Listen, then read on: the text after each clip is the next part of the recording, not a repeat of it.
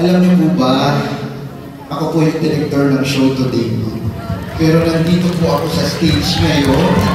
At sobrang ang sarap ng feeling na yung mga idols ko. Alam niyo po ba nung bata ako? Ito, nakakwento na. Upo na ako dito eh. Nung bata ako, meron table dyan. Kaya, table. Aakit ako doon, tapos may hawak akong suklay. Ano? Ikaw lang yan? Tapos kumakanta ako yung luha. Kinakanta ako. Tapos yan ako maraming salamat sa experience na to. Kasi katulad nga sinabi ko kahapon, sila mismo yung nagbigay ng opportunity sa Formula 5 na makasama natin sila sa school.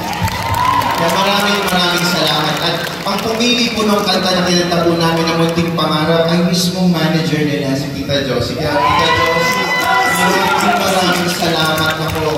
Like I always say, malaking bagay ito, hindi lang sa akin, pero lalo na sa mga batang ito, hoy! Bata lang din ako. Bata din ako. Hindi na, parang may bashers ako doon. Ayaw nista nila sa akin. Hindi. Pero deserve nila itong platform na to. Deserve nila itong mga batang to. Deserve din nila yung platform to. Kaya maraming salamat sa inyo. Naku, kahit sobrang sobrang inuubo kami talaga nung ilang araw na.